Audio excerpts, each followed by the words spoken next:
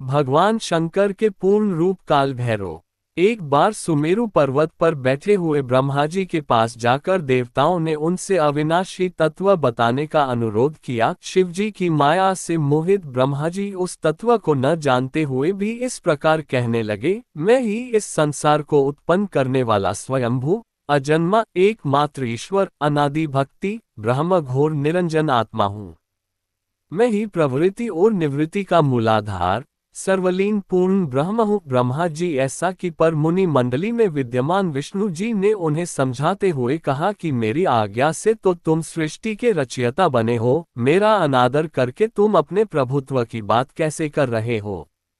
इस प्रकार ब्रह्मा और विष्णु अपना अपना प्रभुत्व स्थापित करने लगे और अपने पक्ष के समर्थन में शास्त्र वाक्य उद्धृत करने लगे। अंततः वेदों से पूछने का निर्णय हुआ तो स्वरूप धारण करके आए चारों वेदों ने क्रमशः अपना मत इस प्रकार प्रकट किया। ऋग्वेद जिसके भीतर समस्त भूत निहित है तथा जिससे सब कुछ प्रवत होता है और जिसे परमात्मा कहा जाता है, वह एक रुद्र रूप ही है। यजुर्वेद जिसके द्वारा हम वेद भी प्रमाणित होते हैं तथा जो ईश्वर के संपूर्ण यज्ञों तथा योगों से भजन किया जाता है, सबका दृष्टा वह एक शिव ही है।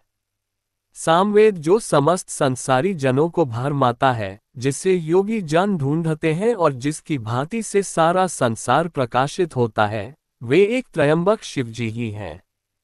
अथर्ववेद जिसकी भक्ति से साक्षात्कार होता है और जो सब या सुख दुख अतीत अनादि ब्रह्म है, वे केवल एक शंकर जी ही हैं।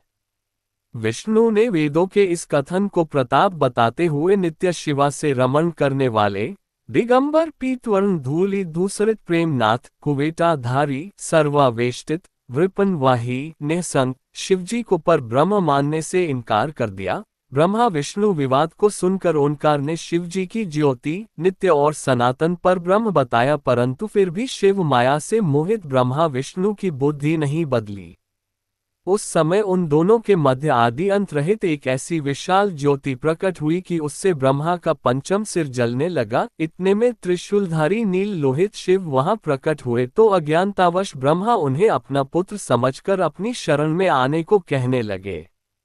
ब्रह्मा की संपूर्ण बातें सुनकर शिवजी अत्यंत क्रुद्ध हुए और उन्होंने तत्काल भैरव को प्रकट कर उससे ब्रह्मा पर शासन करने का आदेश दिया। आज्ञा का पालन करते हुए भैरव ने अपनी बाईं उंगली के नखाग्र से ब्रह्मा जी का पंचम सिर काट डाला। भयभीत ब्रह्मा शतरुद्री का पाठ करते हुए शिवजी के शरण हुए। ब्रह्मा और विष्णु दोनों को सत्य की प्रतीति हो गई और वे दोनों शिवजी की महिमा का गान करने लगे। ये देखकर शिवजी शांत हुए और उन दोनों को अभयदान दिया।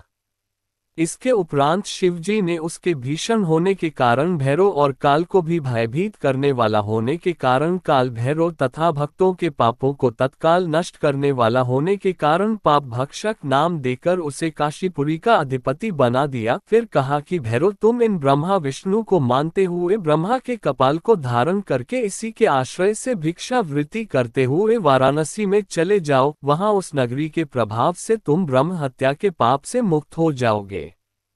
शिवजी की आज्ञा से भैरव जी हाथ में कपाल लेकर ज्यों ही काशी की ओर चले, ब्रह्म हत्या उनके पीछे पीछे हो चली। विष्णु जी ने उनकी स्तुति करते हुए उनसे अपने को उनकी माया से मोहित न होने का वरदान मांगा। विष्णु जी ने ब्रह्म हत्या के भैरव जी के पीछा करने की माया पूछना चाही तो ब्रह्म हत्या ने बताया कि वह तो अपने आप को पवित्र और मुक्त होने के लिए भैरव का अनुसरण कर रही है।